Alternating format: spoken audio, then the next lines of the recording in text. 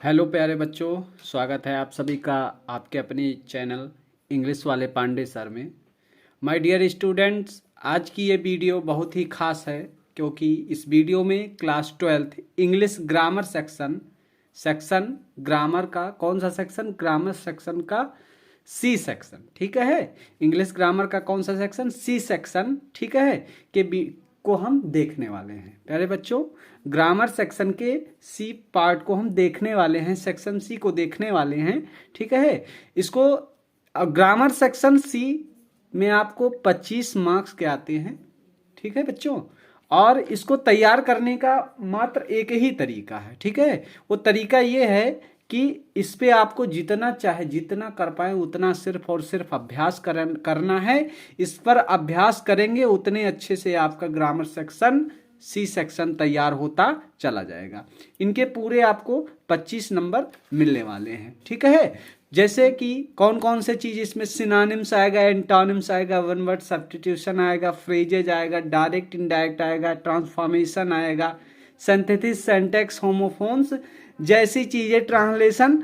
Overall मिला के आपको 25 मार्क्स मिलने वाले हैं ग्रामर सेक्शन का। और इसको आपको तैयार करने का प्यारे बच्चों सिर्फ और सिर्फ एक ही तरीका है कि इस पे और सिर्फ इस पे आपको क्या करना है? इस पे सिर्फ और सिर्फ आपको अभ्यास करना है प्यारे बच्चों, ठीक है। तो माय डियर स्टूडेंट्स, इस पे आपको क्या करना है? सिर्फ और सिर्फ अभ्यास करना है। अभ्यास से ही आपके ये सारे क्वेश्चन तैयार हो जाएंगे। इसमें ज्यादा समय आपको नहीं लगने वाला है क्योंकि इसमें आपको कुछ ऐसे क्वेश्चन मिलेंगे जो 20 सेकंड में आप कर ले जाएंगे। अगर आपको आता होगा ना तो आप 20 सेकंड में उसको कर ले जाएंगे, अगर नहीं आता होगा तो आप बिल्कुल नहीं कर पाएंगे। तो इसीलिए इसको हम चलिए देखते हैं बेटा। इसको आप लोग क्या करिए, इसको देखिए, वीडियो में अंत तक बने रहिए। तो चलिए चलते हैं, ठीक है। तो क्वेश्चन जैसा कि आपने देखा है 12th इंग्लिश ग्रामर हमने डाल रखा है सेक्शन सी ग्रामर का। तो क्वेश्चन नंबर पहला आपका है, कह रहा है the synonyms of abandon is, ठीक है। या मैंने अंडरलाइन कर रखा है प्यारे बच्चों। कह रहा सिनोनिम्स आपको बताना है। क्या बताना है? इसका सिनोनिम्स बताना है, ठीक है प्यारे बच्चों। सिनोनिम्स आप लोग समझ रहे हैं ना? समझ रहे हैं सिनोनिम्स में क्या होता है, ठीक है। अगर नहीं समझ रहे हैं तो मैं बता रहा हूं कि सिनोनिम्स में होता क्या है। प्यारे बच्चों, सिनोनिम्स मतलब होता है जिसे हम कह सकते हैं पर्यायवाची, या जिसे हम समानार्थी शब्द कहते हैं। क्या कहते हैं? समानार्थी शब्द, समान आर्थी शब्द कहते हैं, या पर्यायवाची भी कहा जाता है, ठीक है। पर्यायवाची और समानार्थी शब्द तो आप लोगों ने हिंदी में पढ़ा ही होगा, ठीक है बच्चों। तो वही होता है, मतलब एबंडन का आपको समानार्थी शब्द इसमें ढूंढना है, ठीक है। ऑप्शन आप लोग देख लीजिए। एबंडन का क्या करना है? समानार्थी शब्द इसमें आपको ढूंढना है प्यारे बच्चों। तो सिनोनिम्स मतलब समझ गए, पर्यायवाची या समानार्थी शब्द होता है। तो पहले हमें ज्ञात होना चाहिए कि एबंडन मीन्स होता क्या है। पहले आप जब तक इसको आपको मालूम नहीं होगा कि एबंडन मीन्स होता क्या है, तब तक आप इसका समानार्थी शब्द कैसे ढूंढेंगे? और इसको करने के लिए आपको अभ्यास की आवश्यकता है बच्चों। तो एबंडन मतलब होता है प्यारे बच्चों त्यागना। क्या होता है? त्यागना, ठीक है। एबंडन मतलब क्या होता है? त्यागना होता है। तो चलिए देखते हैं इसमें त्यागना से कोई मीनिंग मैच करता है या नहीं करता है। तो पहला है गिव अप, ठीक है। पहला ऑप्शन ही आपका क्या है बच्चों? गिव अप है। तो गिव अप का मतलब भी क्या होता है? त्यागना ही होता है, ठीक है। गिव अप का मतलब भी क्या होता है? त्यागना होता है। दूसरा हम देखेंगे रिफ्यूज। तो अब पहला ऑप्शन यह मिल गया, फिर भी हम देख लेते हैं, ठीक है। रिफ्यूज मतलब होता है किसी चीज को मना कर देना। क्या कर देना? मना कर देना, ठीक है। अगला है बोल्ड। तो बोल्ड मतलब क्या होता है? बोल्ड मतलब होता है निडर या निर्भीक। क्या होता है? निडर या निर्भीक होता है। और अगली मीनिंग आपकी है डिसग्रेस। तो डिसग्रेस मतलब होता है प्यारे बच्चों अपमानित करना। क्या होता है? अपमानित करना। तो इसमें त्यागना, एबंडन मतलब और गिव अप मतलब भी त्यागना। तो आपका कौन सा सही हो गया? तो ऑप्शन नंबर 1 आपका एकदम करेक्ट हो गया। ऑप्शन नंबर ए आपका सही हो गया। और क्या सही हो गया? गिव अप आपका एकदम करेक्ट है। और ये प्रत्येक क्वेश्चन 2 अंक के होंगे प्यारे बच्चों आपके परीक्षा में। ग्रामर सेक्शन में जो प्रत्येक क्वेश्चन होंगे वो 2 अंक के होंगे आपके, ठीक है। तो इस चीज को आपको क्लियरिटी रखना है प्यारे बच्चों कि प्रत्येक क्वेश्चन आपके 2 अंक के होंगे। चलिए तो देखते हैं क्वेश्चन नंबर दूसरा आपका कह रहा है बच्चों कि the antonyms of ancient age. अब आपको समझना होगा कि एंटोनिम्स मींस होता क्या है, ठीक है। एंटोनिम्स मतलब होता क्या है, ठीक है। तो जिसे हम जिसे आप जो है हिंदी में क्या कहते हैं, विलोम शब्द कहते हैं, विलोम शब्द या उल्टा बोल सकते हैं। तो इसका मतलब होता है एंटोनिम्स मतलब विलोम होता है या उल्टा कह सकते हैं, ठीक है बच्चों। तो एंशिएंट का पूछ रहा है, किसका पूछ रहा है, एंशिएंट का। तो पहले हमें समझना होगा कि एंशिएंट का मीन क्या होता है, बहुत ही इंपॉर्टेंट मीनिंग है प्यारे बच्चों। 2024 के लिए इसको कई बार परीक्षा में पूछा जा चुका है, ठीक है। एंशिएंट कई बार परीक्षा में बच्चों पूछा जा चुका है। तो एंशिएंट मीन्स पहले ये ज्ञात करना है कि एंशिएंट मीन होता क्या है। तो एंशिएंट का मतलब होता है प्राचीन, ठीक है। प्राचीन से समझते हैं आप लोग, प्राचीन मतलब पुरातन, पुरातन मतलब बहुत ही पुराना, ठीक है। आप समझ गए ना, बहुत ही पुराना प्राचीन हो गया। इसका विलोम अब प्राचीन का क्या होगा, प्राचीन का होगा नवीन, नवीन या नया, नया या मॉडर्न, मॉडर्न देखना होगा, ठीक है। क्या करना होगा, आधुनिक, आधुनिक। तो चलो देख लेते हैं ओल्ड, क्या है ओल्ड। तो ओल्ड का मतलब भी क्या हो गया, पुराना हो गया, तो ये नहीं होगा, ठीक है। अगला ऑप्शन आपका है एक्सपेंसिव। तो एक्सपेंसिव मतलब प्यारे बच्चों आप लोग जानते हैं इसका मतलब होता है महंगा, ठीक है। इसका मतलब महंगा होता है तो एक्सपेंसिव भी नहीं होगा। अगली मीनिंग, अगला ऑप्शन नंबर सी है मॉडर्न। क्या है, मॉडर्न। मॉडर्न का मतलब होता है प्यारे बच्चों आधुनिक। क्या होता है, आधुनिक। तो प्राचीन और आधुनिक थोड़ा थोड़ा मेल खा रहा है, ठीक है।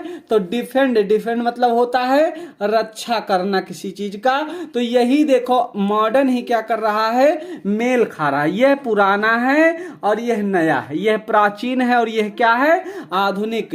तो एंशिएंट, एंशिएंट का जो एंटोनिम्स होगा वो क्या हो जाएगा बच्चों, वो मॉडर्न हो जाएगा। तो ऑप्शन नंबर सी आपका एकदम सही हो जाएगा।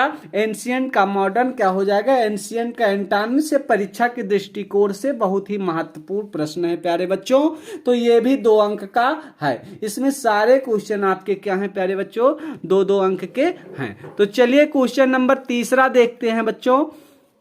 कह रहा man who remains unmarried. A man एक आदमी, हु जो रिमेन्स अनमैरिड, जो क्या है अनमैरिड है, जिसकी शादी ही नहीं हुई है, जो अब तक क्या है। कह रहे भैया आप तुम्हारी शादी नहीं हुई, कि नहीं हुई। कह यार तुम तो कुंवारे लगते थे, मर्जी हो कुंवारे मर्जी हो, ठीक है। तो कह रहे हैं ना कुंवारा बोलते हैं। तो अ मैन ये 2 अंक का है प्यारे बच्चों, ठीक है। A man who remains unmarried, ऐसा व्यक्ति जो क्या है, जो अभी तक अनमैरिड बचा हुआ है, ठीक है, जिसकी अभी शादी नहीं हो पाई है, अनमैरिड है। तो कह रहे हैं जिसकी अभी तक शादी नहीं हुई है। तो ऑप्शन देख लेते हैं। पहला ऑप्शन क्या है, बैचलर। क्या है, बैचलर। बैचलर को हिंदी में क्या कहते हैं, कुंवारा कहते हैं। क्या कहते हैं, कुंवारा, ठीक है। दूसरा ऑप्शन है आपका लवर। लवर मतलब प्रेमी होता है, ठीक है। तीसरा है बैंक्रप्ट। बैंक्रप्ट, बैंक्रप्ट मतलब जानते हैं आप लोग क्या होता है, बैंक्रप्ट मतलब होता है दिवालिया। क्या होता है, दिवालिया। दिवालिया समझ रहे हैं, ये भी बहुत इंपॉर्टेंट है। अभी मैं इसको बता दे रहा हूं, बैंक्रप्ट भी बहुत इंपॉर्टेंट है। और अगला है स्नेस्टर मतलब कुंवारी, कुंवारी, ठीक है। तो यहां पर कह रहा मैन की बात कर रहा है, मैन की बात कर रहा है। तो कह रहा जिसकी शादी ही नहीं हुई वो लवर कैसे हो सकता, वो प्रेमी कहां हो पाएगा, ये भी खत्म है, ठीक है। तो बचा क्या, दिवालिया होगा नहीं। दिवालिया आप लोग समझते हैं, दिवालिया भी इंपॉर्टेंट है। और दिवालिया उसके लिए कहा जाता है कि वन हु कैन नॉट क्या करे, पे, वन हु कैन नॉट पे द डेब्ट। कह रहा है ऐसा व्यक्ति जो अपना कर्ज नहीं अदा कर सकता है उसको दिवालिया घोषित कर दिया जाता है। ठीक है, यह व्यक्ति अब क्या कर सकता है, अपना कर्ज नहीं अदा कर सकता है। यह भी मोस्ट इंपॉर्टेंट लगा लीजिएगा, परीक्षा में पूछा जा सकता है। वन हु कैन नॉट पे द डेप्ट कॉल्ड बैंकक्रप्ट। ठीक है, ये समझ रहे हैं ना, ये अनेकार्थी शब्द है। अनेकार्थी शब्द समझ रहे हैं ना, समझ रहे हैं बच्चों, अनेक शब्दों का एक शब्द। जैसे कि हिंदी में आप लोगों ने पढ़ा था, जो कभी ना मरे वो अमर, जिसका पति मर गया हो, जिसकी पत्नी मर गई हो, ऐसे व्यक्ति की जो जिसकी शादी ना हुई हो उसको एक शब्दों में क्या कहेंगे। ठीक है, तो इसमें मतलब कुंवारी, अगर यहां वुमेन होता तो कुंवारी हो जाता, लेकिन यहां पर क्या है, मैन है ना, तो मैन के लिए कुंवारा होगा। तो कुंवारा को अंग्रेजी में क्या कहते हैं, बैचलर कहते हैं। तो ऑप्शन नंबर ए आपका एकदम करेक्ट हो जाएगा। A man who remains unmarried called bachelor. ठीक है बच्चों, समझ में आ रहा है ना। आप लोग कमेंट बॉक्स में जरूर बताइएगा कि आपको समझ में आ रहा है कि नहीं आ रहा है। ठीक है बच्चों, तो चलिए चलते हैं। ये भी 2 अंक का है बच्चों, 2-2 अंक के सारे क्वेश्चन हैं। ठीक है, इसको बड़े ध्यान से आपको देखना है, आपको इसको करने का भी कोशिश करना है, क्योंकि जितना आप अच्छे से अभ्यास करेंगे इसका फायदा आपको परीक्षा में जरूर मिलने वाला है। क्योंकि ये सारे क्वेश्चन ऐसे हैं जो आपको क्या करेंगे, जितना आप इस पे अभ्यास करेंगे उतना ज्यादा आपको परीक्षा में ये फायदा देने वाले हैं। क्योंकि बिना अभ्यास के ये सारे क्वेश्चन आपसे बन नहीं पाएंगे बच्चों। 2-1 बन सकता है, लेकिन सारे के सारे क्वेश्चन बनाने के लिए आपको क्या करना होगा, इस पे कमांड बनाना होगा और पूर्णतया अच्छे से आपको क्या करना होगा, इस पर अभ्यास करना होगा। एकदम क्वेश्चन ऐसे आएंगे जैसे मैं आपको बता रहा हूं, ये मेरा वादा आप सभी बच्चों से है। अगला फ्रेजेज है, कह रहा डार्क हॉर्स, क्वेश्चन नंबर 4 है, ये भी 2 अंक का है बच्चों। कह रहा डार्क हॉर्स फ्रेजेज का मतलब क्या होता है। ठीक है, तो पहले आपको जानना होगा कि डार्क हॉर्स मिस होता क्या है। तो प्यारे बच्चों, डार्क हॉर्स मिस मतलब होता है छुपा रुस्तम, जिसे कहते हैं ना कि आप तो बड़े कोई अच्छा चीज हो जाता है ना बच्चों, और आपको तो उसको करने के बाद पता चलता है, तो आप लोग उसको बोलते हैं यार तुम तो बड़े छुपा रुस्तम हो, बताया भी नहीं हमें, ये कैसे हुआ, मैं जानता भी नहीं था। तो छुपा रुस्तम या कह सकते हैं, या एक शब्दों में और कहा जाए तो कह सकते हैं प्यारे बच्चों, अप्रत्याशित विजेता। अप्रत्याशित विजेता भी कहा जा सकता है, छुपा रुस्तम या अप्रत्याशित विजेता भी कहा जा सकता है। ठीक है, तो चलिए इसका मतलब समझ लेते हैं। बर्थ पेरेंट्स मतलब होता है जन्म देने वाले माता पिता। फ्रेंड्स मतलब दोस्त होता है, इसका मतलब कोई नहीं। अनएक्सपेक्टेड विनर, अनएक्सपेक्टेड विनर का मतलब भी होता है अप्रत्याशित, मतलब जिसकी कल्पना ना की जा सके। अप्रत्याशित विनर जिसका कोई जीतने का चांस ही नहीं था। और एक्सपेंसिव मतलब क्या होता है, महंगा होता है। ठीक है, तो डार्क हॉर्स मतलब क्या हो जाएगा, अनएक्सपेक्टेड विनर हो जाएगा। ऑप्शन नंबर सी आपका एकदम करेक्ट हो जाएगा बच्चों। ये परीक्षा के दृष्टिकोण से बहुत ही इंपॉर्टेंट है, इंपॉर्टेंट इसको लगा के चलिएगा। ठीक है, समझ रहे हैं ना। तो चलिए क्वेश्चन नंबर 5वें की ओर चलते हैं। प्यारे बच्चों, ये भी 2 अंक का आपका क्वेश्चन था। तो 5वां क्वेश्चन कह रहा है one should keep his promise. ठीक है बच्चों, one should keep his promise. अब इसमें आपको एरर बताना है, हमने यहां पर लिखना हम भूल गए हैं बच्चों। कह रहा है इसमें कौन से भाग में क्या है, एरर है। एरर मतलब होता है गलती। ऑप्शन आपके पास 4 दे दिया है। कह रहा है अगर आपने थोड़ा भी प्रैक्टिस किया, अभ्यास किया है, तो चलो इसमें एरर बता के बताओ। तो जिन बच्चों ने पढ़ा है ना, वो बड़े आराम से इस सेंटेंस को देखेंगे और भन्न से क्या करेंगे, एरर बता देंगे। तो प्यारे बच्चों, इसमें एरर बहुत आसान है। देखो, जो सब्जेक्ट अगर वन हो ना, तो इसका जो पजेसिव केस होता है वो भी क्या होता है, हिज नहीं होता है, वो वंस हो जाता है। क्या हो जाता है, अगर सब्जेक्ट वन से शुरू हो रहा है तो इसका पजेसिव केस क्या हो जाएगा, वंस हो जाएगा। तो हिज में दिक्कत कहां है, ऑप्शन है आपका हिज में। तो ऑप्शन नंबर डी में ही क्या दिक्कत है, यहां हिज ना होकर क्या होना चाहिए था, यहां वंस होना चाहिए था। बात तो क्लियर होगी बच्चों। क्लियर है ना। तो चलिए पांचवा क्वेश्चन भी आपने देखो बड़े आराम से एक 20 सेकंड के अंदर आपका क्वेश्चन क्या हो गया बच्चों, बन गया। ऐसे ही आपको क्या करना है, ऐसे ही अभ्यास करना है और मुश्किल से 10 मिनट के अंदर आपको 25 अंक कलेक्ट कर लेना है। तो चलिए क्वेश्चन नंबर दूसरे के पहले की ओर चलना है। अब यहां से आपके अच्छे अच्छे क्वेश्चन मिलेंगे आपको। अब इसमें थोड़ा सा आपको मेहनत करना होगा बच्चों। कह रहा है कि change any one of the following sentence to indirect speech.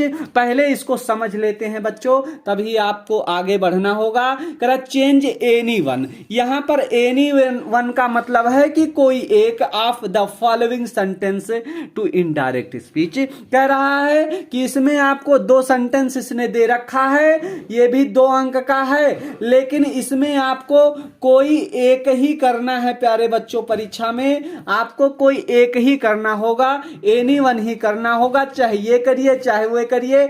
आप दोनों करेंगे तो अंक आपको 2 ही मिलेगा, ज्यादा करने की जरूरत नहीं। ये मत सोचिएगा कि दोनों कर देंगे तो 2 + 2 हमें 4 मिल जाएगा, ऐसा नहीं है। चाहे ये करेंगे चाहे ये करेंगे 2 ही अंक मिलेगा, दोनों करेंगे तब भी 2 ही अंक मिलेगा।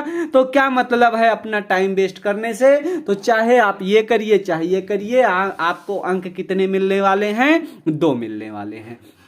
तो चलिए बच्चों देख लेते हैं इसको इनडायरेक्ट स्पीच में बना लेते। मैं यहां पर आपको दोनों बताऊंगा, लेकिन आपको परीक्षा में बच्चों एक ही करना है। तो चलिए देखते हैं। कर I said to the children do not make a noise, ये इंपरेटिव सेंटेंस आपका है। तो यहां पर सेड टू देखो, मैंने चिल्ड्रन से कहा, तो जब इंपरेटिव में है तो यहां पर भाव इसका क्या हो जाएगा, ऑर्डर्ड का भाव हो जाएगा। आई ऑर्डर्ड, क्या हो जाएगा, आई ऑर्डर्ड। मैंने ऑर्डर दिया किसको, द चिल्ड्रन को। मैंने चिल्ड्रन को क्या किया प्यारे बच्चों, ऑर्डर दे दिया।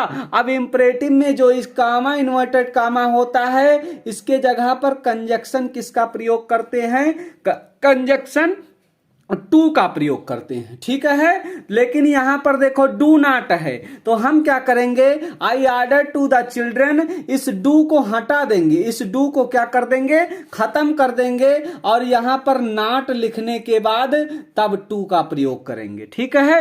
I order the children, do को हटाकर, इसका रूल कहता है कि डू को हटाकर नॉट के बाद क्या करो, टू लगाओ। डू को हटाकर नॉट के बाद टू लगाओ और शेष वाक्य को ज्यों का त्यों क्या करो, उतार लो, ठीक है। समझ में आ रहा है प्यारे बच्चों। कह रहा है कि ऐसे वाक्यों में जो वाक्य जो आरएस में डू नॉट से स्टार्ट हो, डू नॉट से शुरू हो, ऐसे वाक्यों में डू को हटाकर नॉट के बाद टू लगाकर शेष वाक्यों को उतार लिया जाता है, अगर प्रोनाउन ना हो उसमें। इसका एक तरीका और भी है बच्चों, जब फॉरवर्ड लगाकर इसको बना दिया जाता है वो भी सही है, ठीक है। तो आप लोग जो इच्छा हो उसी से बनाएंगे। आपके लिए 2 अंक के महत्वपूर्ण ये क्वेश्चन हैं, ठीक है। समझ में आया बच्चों। तो चलिए क्वेश्चन नंबर बी की ओर चलते हैं। आपको करना एक ही है, लेकिन मैं क्या कर रहा हूं, दोनों करके आपको दिखाई दे रहा हूं।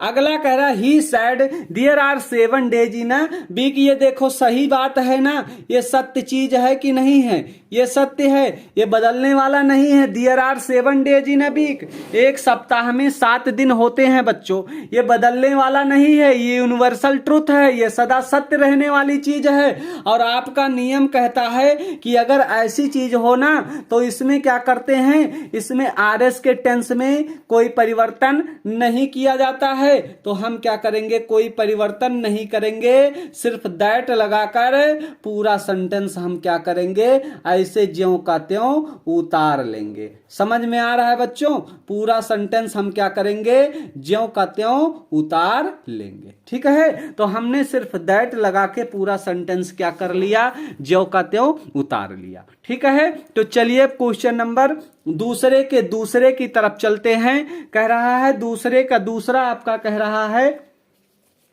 रहा है बच्चों कि change any one of the following sentence as directed. कह रहा जैसा कि निर्देश दिया गया है ना, सिर्फ उसमें आपको एनी वन, सिर्फ एक को क्या करना है, उसके अनुसार बदल देना है। जैसा निर्देश दिया गया है उस निर्देश का पालन करते हुए सिर्फ और सिर्फ आपको एक को क्या करना है, उसके भाव अनुसार आपको बदलते चले जाना है। ठीक है बच्चों, तो चलिए हम पढ़ लेते हैं सेंटेंस को और उसके अनुसार क्या करते हैं, उसको बदल देते हैं। ठीक है, तो चलिए देखते हैं क्या दिया गया है। कह रहा है I went to Agra, I met my friend there. इसको आपको बदलना है प्यारे बच्चों कंपाउंड सेंटेंस में। किस में बदलना है, कंपाउंड सेंटेंस में। 2 अंक आपके लिए इस पे निर्धारित किए गए हैं। तो कंपाउंड बदलने के लिए कह रहा मैं आगरा गया, आई वेंट टू आगरा, मैं आगरा गया और मैं अपने दोस्त से वहां पर मिला। तो बस सीधी सी बात है, जोड़ दो। इसको कर देना है कि आई वेंट टू आगरा, मैं कहां गया था, आई वेंट टू आगरा, मैं आगरा गया। ये लो बहुत ही आसान है। और आगरा पर गया ना, और मैंने क्या किया, एंड मेट माई फ्रेंड, और मैंने क्या किया, मेट माई फ्रेंड। कहां पर, आगरा में दियर। बन के तैयार हो गया, आपका 2 नंबर कंफर्म हो गया। मैं आगरा गया और वहां पर मैं अपने दोस्त से मिला। क्लियर है बच्चों, तो 2 अंक इस पे भी आपके निर्धारित है कंपाउंड सेंटेंस पर। क्या हो जाएगा, I went to Agra, I went to Agra and met my friend there. मैं आगरा गया और वहां पर अपने दोस्त से क्या हुआ, मिला। ये आपका क्या हो जाएगा, बन जाएगा। ठीक है, चलिए अब क्वेश्चन नंबर अगले की ओर चलते हैं बच्चों। कह रहा क्वेश्चन नंबर इसका दूसरे का क्वेश्चन नंबर बी है। ठीक है, तो चलिए देखते हैं। कह रहा I met a boy he was blind. इसको आपको बदलना है सिंपल सेंटेंस में। बच्चों किस में बदलना है, सिंपल सेंटेंस में। सिंथेसिस में आपको क्या करना है, इसमें सिंपल सेंटेंस में बदलना है। बहुत ही प्यारा क्वेश्चन है, बहुत ही आसान है, इसमें एडजेक्टिव वाला है। ठीक है, तो कह रहा आई मेट अ बॉय, मैं एक लड़के से मिला, ही वाज ब्लाइंड, वह क्या था, अंधा था। ये ब्लाइंड क्या है, एडजेक्टिव है, और इस एडजेक्टिव को नाउन के पहले रख दो। किसके पहले रख दो, एडजेक्टिव को नाउन के पहले रख दो और सिंपल सेंटेंस आपका बनके तैयार हो जाएगा। तो हो जाएगा आपका answer I met a blind को नाउन से पहले रख दो, तो यहां हो जाएगा ब्लाइंड एडजेक्टिव है और नाउन से पहले रख दो, तो हो जाएगा I met a blind boy. ये आपका 2 अंक कंफर्म हो गया, बहुत ही आसान चीजों में। क्लियर है प्यारे बच्चों, समझ में आ रहा है ना। तो चलिए अब क्वेश्चन नंबर तीसरे की ओर चलते हैं। तीसरा क्वेश्चन कह रहा चेंज एनीवन। यहां देखिएगा, इसको बड़े ध्यान से परीक्षा में आपको पढ़ना है बच्चों। ठीक है, गलती नहीं करनी है, केवल एक एक करवाएगा आपसे और 2-2 अंक देता चला जाएगा। फ्री के नंबर हैं, बस किस पे आपके आधारित हैं प्यारे बच्चों, जितना आप अभ्यास करेंगे इस पर उतने आपके ये नंबर पक्के होते चले जाएंगे। इसमें आपको और अतिरिक्त कुछ करने की जरूरत नहीं है। कह रहा change any one of the following sentence as directed. कह रहा कोई एक करना है आपको, कोई एक करना है। चलो एक कर लेते हैं, हम तो यहां 2 करवाएंगे, लेकिन परीक्षा में आपको कितने करने हैं, परीक्षा में आपको एक ही करना है। तो कह रहा है सेंटेंस है बच्चों आई नो हिम, इसको पैसिव वॉइस में बदलना है। कह रहा जब नो या ऑब्लिक आ जाए ना, तो रूल आपका कहता है तो आपको बाई के जगह पर क्या लगाना होता है, टू लगाना होता। तो चलो बनाओ, हिम को आगे लाओगे तो क्या हो जाएगा, ही, और नो है ना वर्ब का फर्स्ट फॉर्म है तो इज हो जाएगा, और यहां पर वर्ब का थर्ड फॉर्म, तो ही इज नोन। अब कंजक्शन बाई ना लगेगा क्योंकि यहां पर वर्ब नो है, तो यहां पर टू लग जाएगा। ठीक है, 2 लगेगा, तो ही इज नोन टू। आई का पॉजेसिव केस, आई का ऑब्जेक्टिव केस क्या होता है, मी। तो क्या बन गया, he is known to me. ये 2 अंक के लिए आपके कंफर्म हो चुके हैं। ठीक है, तो चलिए क्वेश्चन नंबर बी की ओर चलते हैं। प्यारे बच्चों बी क्वेश्चन आपका करा no other city in India is so big as Kolkata. इसको आपको सुपरलेटिव में बनाना है, ये पक्का आने वाला है, परीक्षा में छपने वाला है, ऐसे आपके क्वेश्चन परीक्षा में मिलने वाले हैं। तो जब नो अदर से शुरू होता है तो सुपरलेटिव डिग्री बनाने के लिए सुपरलेटिव डिग्री से पहले सिर्फ और सिर्फ द का प्रयोग कर देते हैं। आप कोलकाता को पहले ले लीजिए तो कर दीजिए Kolkata is the, Kolkata is the. अब बिग का क्या हो जाएगा, बिगेस्ट हो जाएगा। अब बिगेस्ट आपका ईएसटी लगा दिया, सुपरलेटिव हो गया, और सुपरलेटिव से पहले क्या लगा दिया, द लगा दिया। तो Kolkata is the biggest city. Kolkata क्या है, सिटी है ना, कहां पर, इन इंडिया। तो Kolkata is biggest city in India, ये आपका सुपरलेटिव बन गया। 2 अंक आपके पक्के हो गए। क्लियर है। चलिए बच्चों क्वेश्चन नंबर 4 की ओर चलते हैं। Correct any one of the following sentences. इसमें किसी एक को आपको सही करना है, ये गलत लिखा हुआ है। तो चलिए देखते हैं। Correct the police has arrested the thief. बच्चों the police has arrested the thief.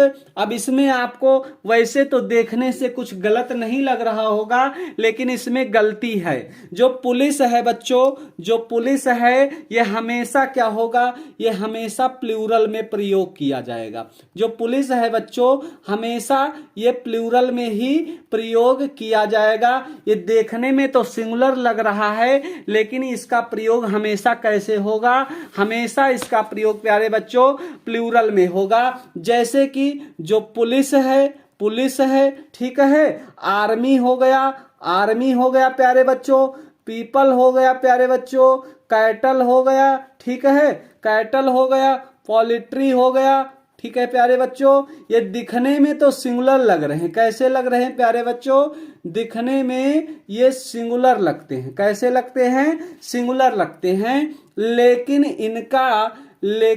इनके साथ हमेशा प्लूरल में इसका प्रयोग, प्लूरल वर्ब का प्रयोग किया जाता है। ठीक है बच्चों, ये देखने में जो सिंगुलर लग रहे हैं, लेकिन इनके साथ हमेशा प्लूरल वर्ब का ही प्रयोग किया जाएगा। तो यहां पर देखो सिंगुलर वर्ब लगा हुआ है, हैज लगा है, तो इस हैज को हटाकर हमको क्या कर देना है बच्चों, प्लूरल वर्ब लगा देना है। तो हैव हो जाएगा अरेस्टेड द थीप।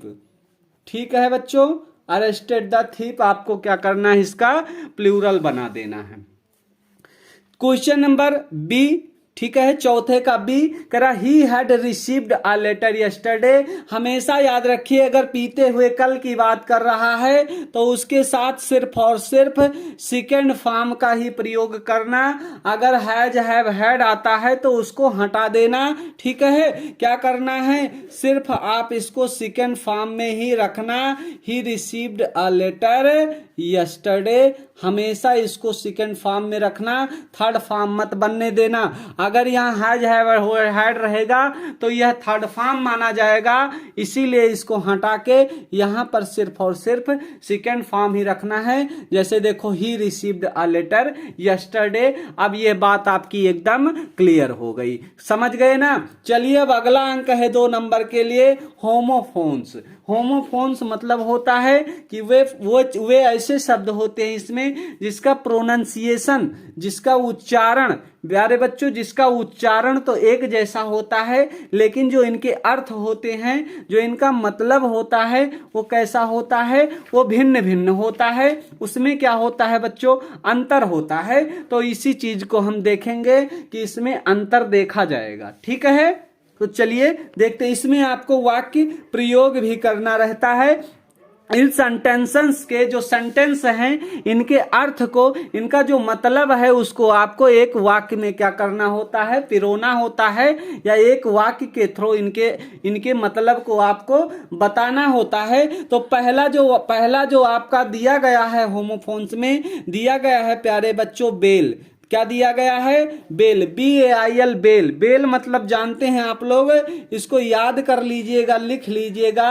बेल का मतलब जमानत होता है। क्या होता है? जमानत होता है। अब इसको वाक्य प्रयोग ऐसे परीक्षा में लिखना होगा, ऐसे शब्द, ऐसे वाक्य बनाना होगा जिसमें ये शब्द आ जाए, ये शब्द कहीं ना कहीं उस वाक्य में आए। तो इसको ऐसे शब्द लिखते हैं जैसे he was late on bell, वो क्या है? जमानत पर बाहर है, वो जमानत पर आया हुआ, लेट ऑन बेल। तो देखो आ गया ना एक शब्द। आप कोई भी, जरूरी नहीं कि आप यही बनाएं, कोई बनाएं, लेकिन उसमें इसका ना कहीं अर्थ आना जरूरी है। ठीक है बच्चों, तो चलिए अब दूसरा बेल देखते हैं, BALE। ठीक है, क्या है? BALE। अब इस बेल का मतलब देखा जाएगा बच्चों, तो इस बेल का मतलब होता है प्यारे बच्चों गठरी। क्या होता है?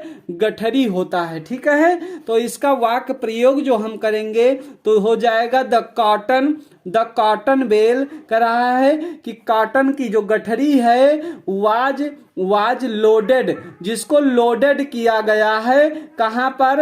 इन लॉरी में। किसमें? लॉरी। लॉरी समझते हो, एक ट्रक जो होता है उसी को क्या कहते हैं? लॉरी कहा जाता है। ठीक है बच्चों, उसको क्या कहा जाता है? लॉरी। ठीक है, तो ये 2 अंक के होंगे।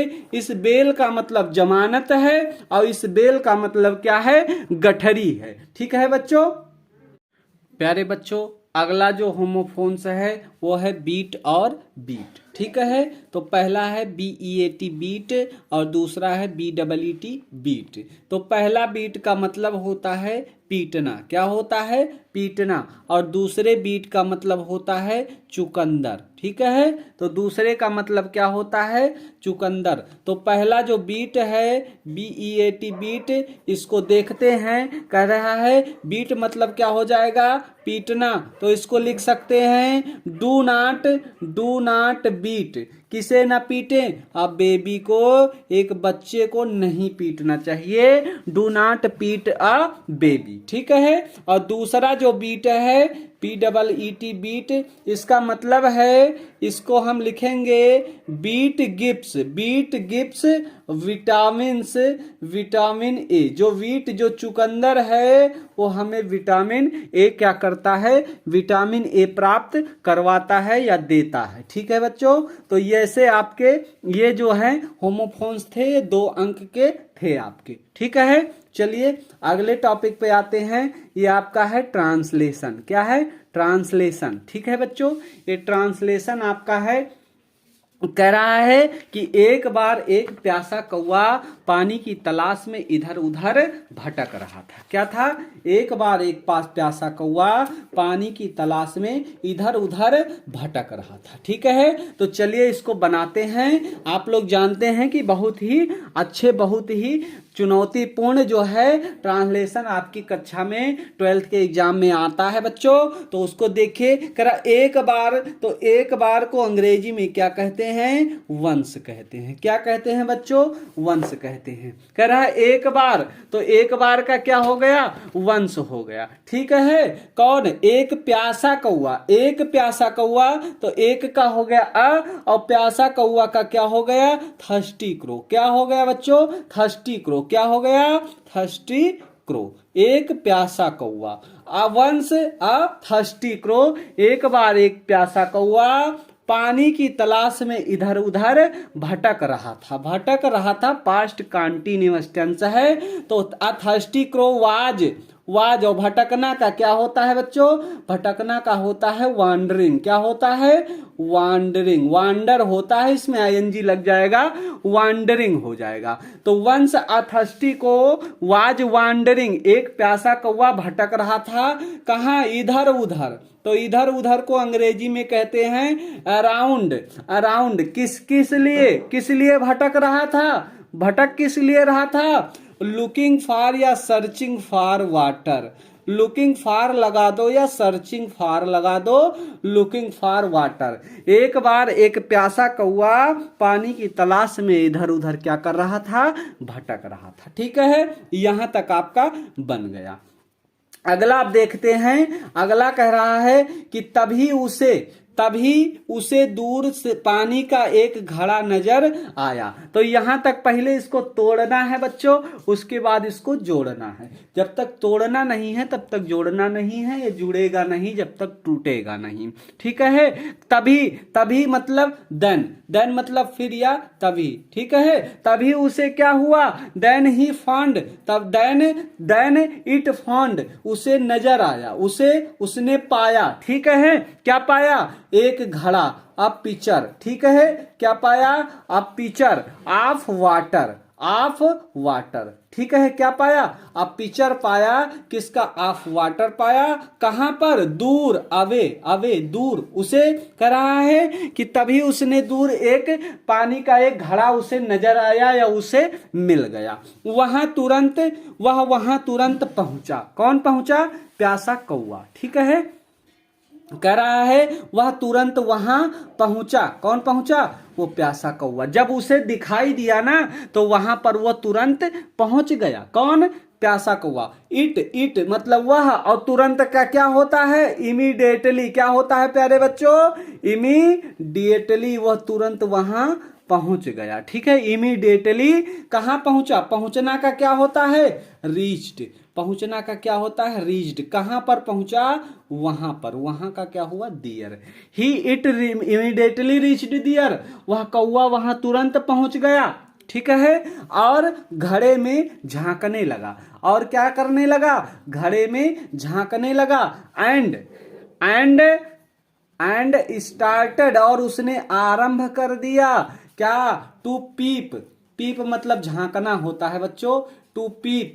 कहां पर, इनटू द पिक्चर, घड़े में झांकना शुरू कर दिया, into the picture. And he started, और उसने आरंभ कर दिया। क्या आरंभ कर दिया, टू पीप करना। पीप मतलब झांकना होता, किसमें, इन द पिक्चर, उस घड़े में। और उसने उस घड़े में झांकना शुरू कर दिया। ठीक है, पर उसमें पानी तो था लेकिन पानी इतना नीचे था। ठीक है, उसमें पानी तो था। ठीक है, देखो जब किसी चीज में होना या ना होना पाया जाता है तो दियर का प्रयोग करते हैं। दियर वाज वाटर, उसमें पानी था। इन इट, उसमें पानी तो था लेकिन but the water was low, the water was so low, but the water, लेकिन जो पानी था बच्चों, द वाटर वाज सो लो, लेकिन जो पानी था वो बहुत ही लो था, बहुत ही क्या था, नीचे था। दैट ठीक है, लेकिन पानी बहुत ही नीचे था, इतने नीचे था कि वहां तक उसकी चोंच नहीं पहुंच सकती थी। इतना नीचे था बच्चों कि वहां तक उसकी चोंच पहुंच ही नहीं सकती थी। ठीक है, दैट इट्स बीक, जो उसकी चोंच थी ना बच्चों, क्या थी, जो उसकी चोंच थी, it's beak could not reach there, वहां पर नहीं पहुंच सकती थी। Could not reach there, reach मतलब पहुंचना, और कुड नॉट में नहीं सकती थी, रीच मतलब पहुंचना, दियर मतलब वहां। ठीक है, कितना पानी, but the water was so low in it, पानी इतना ज्यादा नीचे था कि it's beak could not reach there, उसका जो बीक था वो वहां तक नहीं पहुंच सकता था। ठीक है, आगे देखते हैं। अगला है, कह रहा नहीं, यह देखकर वह परेशान हो गया। यह देखकर मतलब सीइंग दिस, यह देखकर seeing this, it got upset, मतलब जो कौवा था वो अपसेट हो गया, वह परेशान हो गया। ठीक है बच्चों, वो क्या हो गया, परेशान हो गया। तभी उसने पास में कुछ कंकड़ देखे, तभी उसने क्या किया, पास में कुछ कंकड़ देखा। ठीक है, तो क्या हो जाएगा, देन फिर उसने क्या देखा, कुछ कंकड़ देखा। देन इट सा मतलब उस कौवे ने, क्रोसा भी लिख सकते हो। देन इट सा सम पेबल्स होगा, सम पेपल्स डियर, वहां पर उसने कुछ जो है क्या देखा, कुछ जो है कंकड़ देखा। ठीक है, अपनी चोंच में कंकड़ ला लाकर घड़े में डालता गया। अब उसने जब कंकड़ देखा ना तो ला ला के कैरिंग करना शुरू कर दिया, carrying peoples pebbles, carrying pebbles there, carrying करके वहां से कैरिंग करके वो क्या करता था, carrying pebbles in its beak, in its beak, अपनी चोंच में उसको ला ला कर क्या कर रहा था वो, बीक इट पुट, वह डालता था, वो डालता था, दम दम मतलब उसको, इन द जार, उस घड़े में ला ला कर वो क्या कर रहा था, उसको डाल रहा था। ठीक है बच्चों, डाल रहा था, लालाकर घड़े में डालता गया, कुछ ही देर में उसकी मेहनत रंग लाई। ठीक है, जब उसने घड़े में वो पानी डालता गया तो कुछ ही देर में इन हॉइल, कुछ ही क्षणों में उसकी जो मेहनत थी ना, इट्स हार्ड वर्क, उसका कठिन कार्य, पेड मतलब होता है किसी चीज को अदा करना, तो जो हार्ड वर्क उसने किया था उसका अदा हो गया। ठीक है, पेड हो गया, हार्ड वर्क उसे अदा हो गया बच्चों, इट्स हार्ड वर्क पेड। और अब कौवा बहुत ही सरलता पूर्वक पानी पी सकता था। ठीक है, तो अब क्या हो सकता था, नाउ मतलब अब जो कौवा था, द क्रो कुड ड्रिंक, अब वह क्या कर सकता था, पी सकता था, किसको, वाटर को, वेरी